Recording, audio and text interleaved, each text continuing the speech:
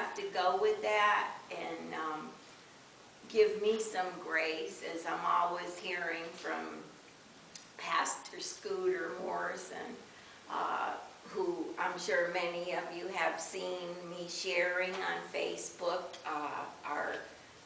our allegiance with Life Point Ministries in Titusville and all that they're doing and trying to do, and we join in donating to him whatever needs our church can fulfill, and it's always a blessing to do business with him. I receive all kinds of donations from our church family, and I usually have a carload to go over to Life Point at least once or twice a week.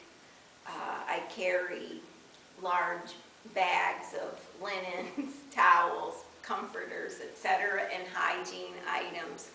And you know, being as it's been so cold, you've probably seen he's actually, I think, pretty much the only cold shelter in Brevard County, and it's very sad, unfortunately, to see that, but I thank God, and he does as well every day, for being able to do that, to provide a warm, sheltered space for those in need. So we do our part here as well to aid in benefiting the less fortunate. I guess that's how we're putting it nowadays. But the bottom line is, you know, those people are cold and they're out in the cold and they're hungry. I've gotten to realize from working with him these past 4 or 5 years, people have unfortunately misconceptions about the homeless. Most are not homeless by choice, but there are some that are due to lifelong choices or addictions, etc. There's a lot of mental illness, unfortunately, with the people, and he does try to connect them to the right resources, especially the veterans. There's quite a lot of work being done in Brevard County to take the less fortunate veterans off the street. And a lot of times, unfortunately, because of what they've experienced, has caused them to unfortunately deteriorate emotionally, mentally, etc. And I think we just don't always realize, you know, those people they're there, but we choose not to see them sometimes when you're driving through the city and people are panhandling at the intersections, which I understand sometimes, you know, it is kind of a racket, and yet there are those that are suffering for various reasons. And so I thought of that yesterday.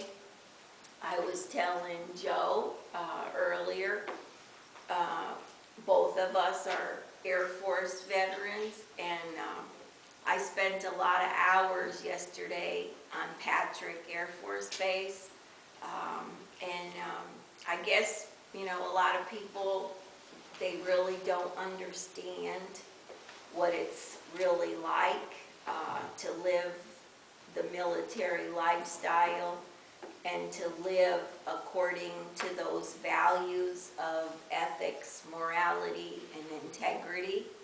So occasionally I tell my husband in the morning when I get up, I'm going to take my military self to Patrick and spend the day around people of, like we say, like minds, like here.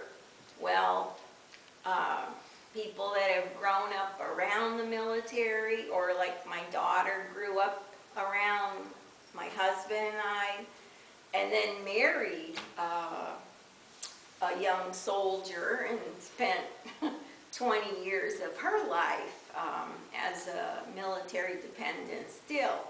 So it is a different lifestyle, and the reason I'm, kind of detouring off into this is because all of us, like I always tell you, come from somewhere. We all have, like they laugh about marriage, a ball and chain. Well, we all have our own bag that we're dragging behind us, full of our past, good, bad, ugly sometimes, but it's ours.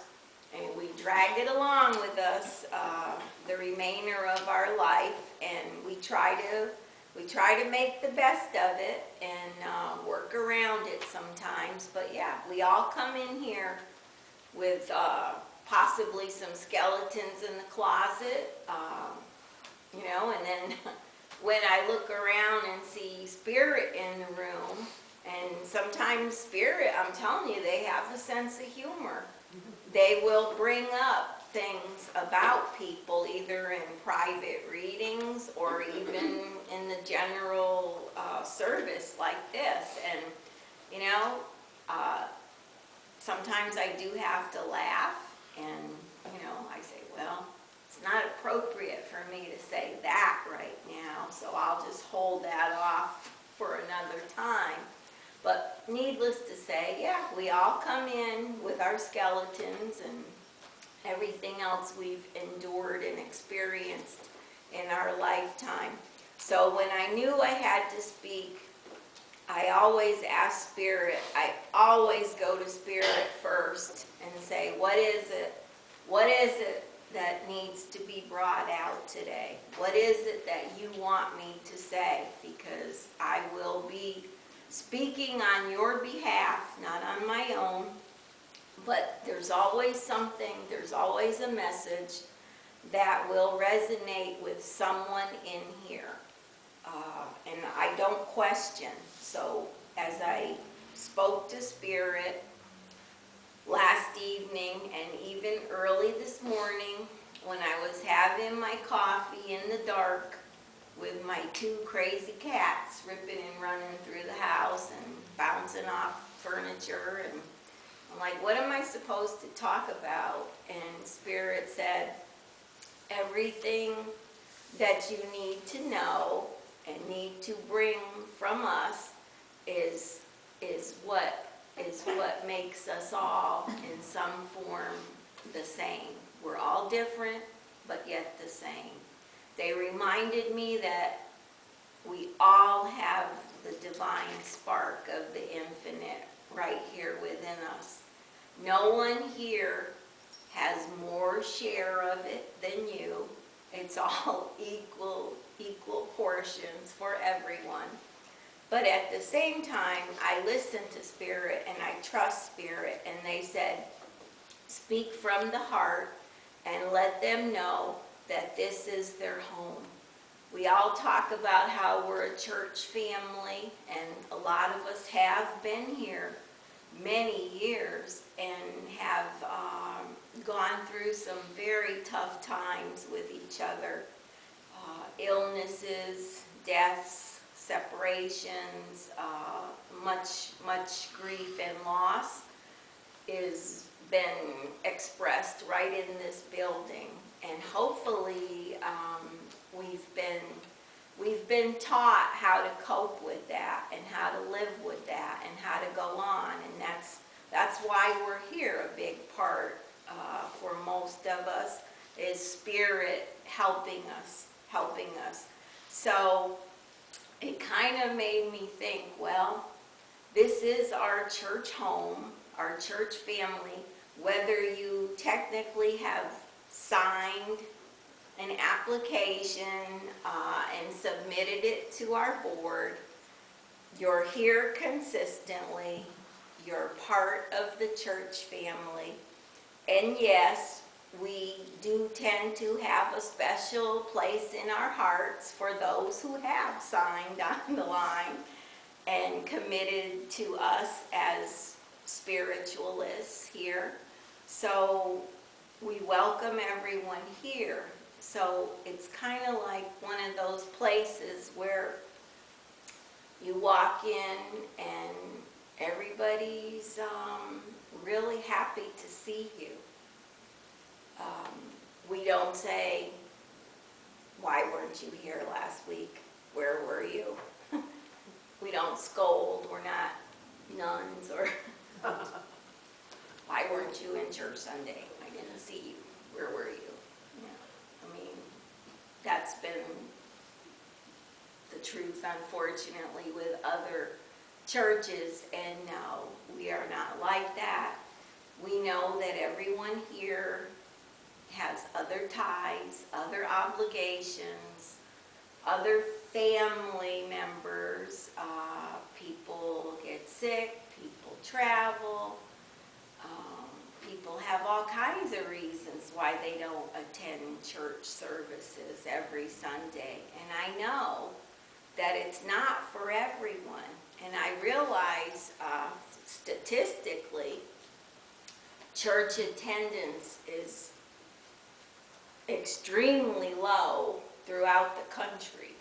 It's not just this church or the church up the street or across town.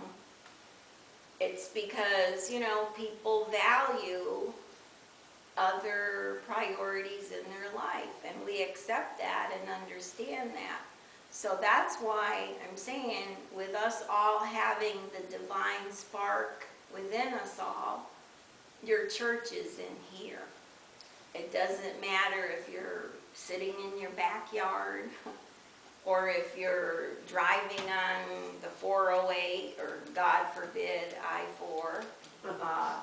God is within you. Church is within you. That's your spark right there that carries you through all of these times.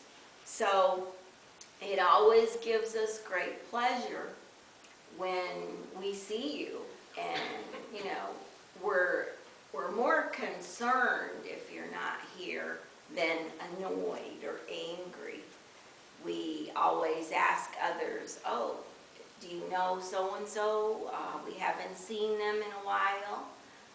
Is everything okay? We're concerned about you as a person. Like, you know, gee, where is so-and-so? I haven't seen them for 2 weeks, which isn't normal, or 3 weeks. Like, oh, something's going on. So it concerns us, and we do reach out a lot of times by text, email, phone call, etc., because we realize, you know, people are busy and they do have their lives. But what a joy it is, you know, to see people come in and you're like, wow, you know, I've been missing you, and I was afraid you were sick and nobody let us know, or, you know, something even more serious. And then I got to thinking, you know, it's really funny because it does. It gives us gives us happiness when you do walk in.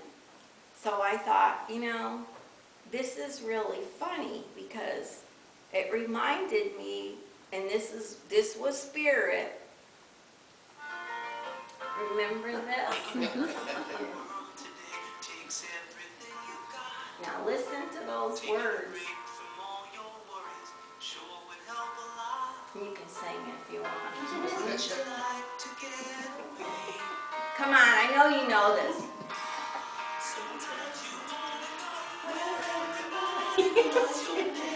Yep, right here. And we're always glad you came.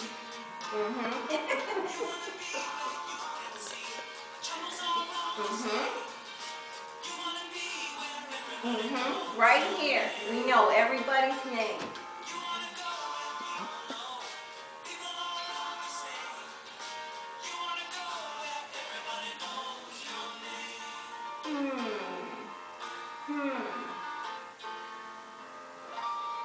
And and that's what Spirit told me. And you know, it's the funniest thing, because as I was thinking of this, I said, wow, this is like Cheers. You walk in, Joe, you know, everybody knows your name, Chris, you know, like Maxine, you know, you just, it is what it is. It's a church family. So I'm thinking of this, driving in, and I pulled in the parking lot, and I'm like, I gotta find that Cheers song on YouTube or whatever. So as soon as I went into Google, you know what popped up?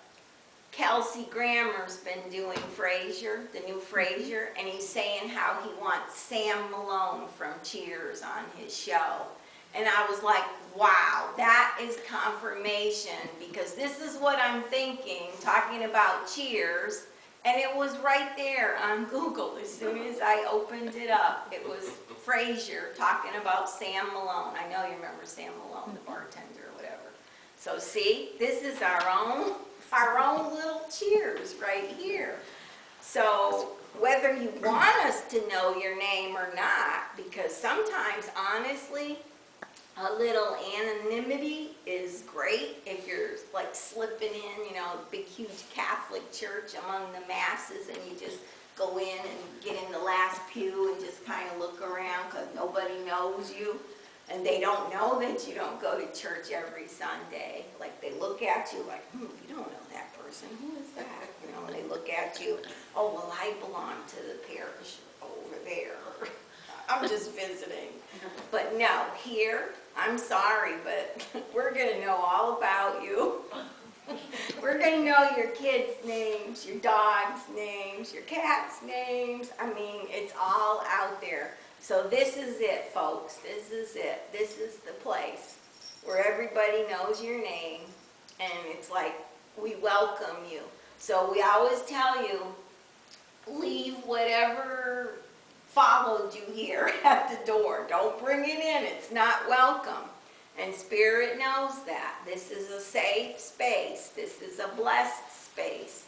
So we don't allow all that crazy, kooky stuff to come in that you see on the paranormal investigations. I know you watch it, okay? They're all over the TV.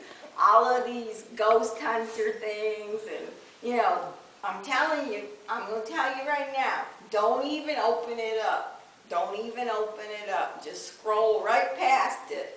You do not want to go there. And so that's why we tell everybody, oh no, all of that stops at the door. It cannot come in. It's almost like there's this force field at the door, and it's keeping it all out. Like, nope, can't come in here. Go away. If you want to deal with them in the parking lot after you leave, that's up to you. But you'll be a lot stronger after being in here, so you'll be able to fight that battle and move on. So basically, like I said, I trust Spirit. This is where you're supposed to be. You're welcome here. You're safe here. This is church family. So cheers. Okay, so